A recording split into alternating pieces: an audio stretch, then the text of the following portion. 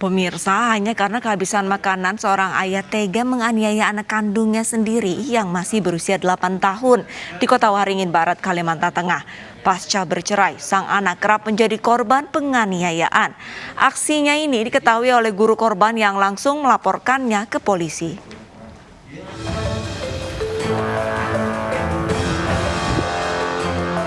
Inilah tersangka Prasetyo Budi, seorang ayah yang tega menganiaya anak kandungnya yang masih berusia 8 tahun hanya karena tak kebagian lauk makan. Pelaku menganiaya anaknya di beberapa bagian tubuh. Diketahui sejak orang tuanya berpisah, korban hanya tinggal berdua bersama pelaku. Pelaku mengaku sudah sering menganiaya korban dan mengancam korban agar tidak bercerita ke orang lain. Peristiwa terjadi saat pelaku pulang kerja. Pelaku yang lapar menuju meja makan melihat di atas meja hanya ada sisa makanan yang tidak layak ia makan. Pelaku langsung emosi. Pelaku mencari anaknya di ruang tamu dan langsung menganiaya korban dengan memukul di beberapa bagian tubuh korban hingga korban terjatuh ke lantai. Aksi sadis pelaku diketahui oleh guru korban dan langsung melaporkannya ke nenek korban. Nenek korban yang tak terima melihat kondisi cucunya langsung melaporkan ke Polsek Pangkalan Banteng.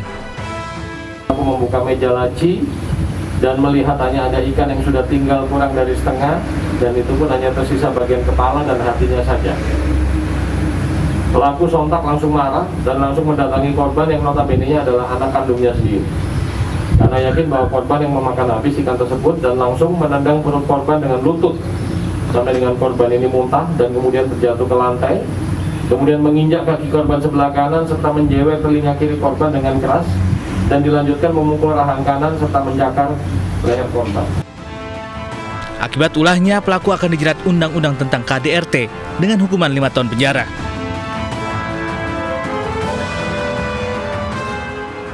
Penderitaan anak juga menimpa seorang remaja di Kabupaten Katingan, Kalimantan Tengah, pemirsa. Seorang ibu ditangkap polisi setelah terbukti menganiaya anak tirinya yang masih di bawah umur. Akibatnya korban mengalami memar dan luka di sejumlah bagian tubuh.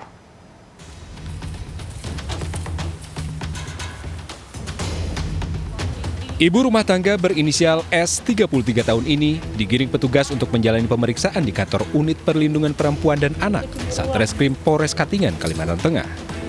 Kepada petugas, pelaku mengakui perbuatannya yang telah menganiaya anak tirinya, berinisial AF, 16 tahun, yang masih duduk di bangku SMP. Akibat kekerasan tersebut, korban mengalami memar di bagian mata dan luka di bagian punggung. Bahkan kulit kakinya pun terkelupas. Diduga karena siraman air panas yang dilakukan pelaku. Penganiayaan ini sudah berlangsung sejak 3 tahun terakhir dan baru diketahui ayah korban pada bulan April lalu. Meski sempat dilaporkan kepada ketua RT dan diselesaikan secara kekeluargaan, namun aksi pelaku masih terus dilakukan. Motif kekerasan yang dilakukan pelaku diduga karena cemburu.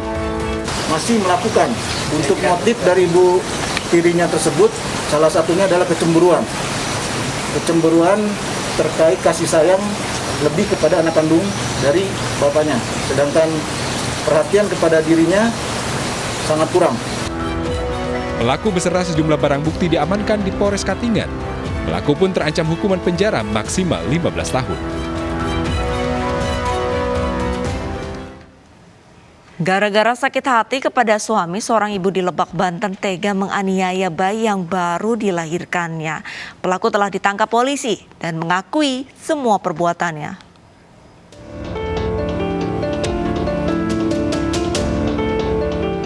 Bayi yang baru berusia 2 minggu ini dianiaya oleh ibu kandungnya sendiri. Pelaku bahkan merekam sendiri aksinya dengan video di telepon genggam. Berbekal video yang beredar viral, jajaran Polres Lebak mengamankan pelaku di sebuah hotel di Serang, Banten. Dalam pemeriksaan, pelaku mengakui seluruh perbuatannya. Pelaku menganiaya buah hatinya karena emosi dan kesal akibat kerap cekcok dengan suaminya yang jarang pulang ke rumah. Pelaku dikenal sebagai pribadi tertutup. Namun tetangga mengaku kerap mendengar pelaku dan suaminya cekcok. Dari awalnya juga kami nggak mengetahui sama sekali. Taunya setelah video itu viral. Nah, kejadiannya sendiri juga kami nggak mengetahui. Jangankan untuk istilahnya perlakuan si putri-putri itu, tinggal di sini juga melapor juga enggak. Jadi statusnya bukan warga saya. Pelaku dijerat dengan pasal kekerasan dalam rumah tangga dan perlindungan anak. Hanya karena anaknya menangis saat buang air kecil di celana, seorang ayah di Padang Panjang, Sumatera Barat tega menganiaya anaknya sendiri yang masih berusia 3 tahun.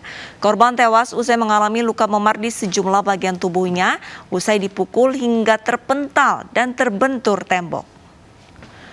Pemirsa, informasi ini sekaligus menutup program Realita. Saya Alisa Adi pamit undur diri. Terima kasih dan sampai jumpa.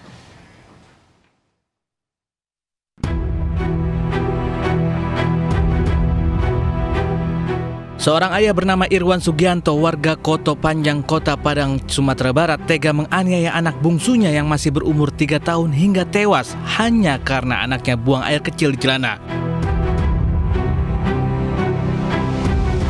Perbuatan sadis ini berawal saat pelaku tengah tidur siang di rumah kontrakannya.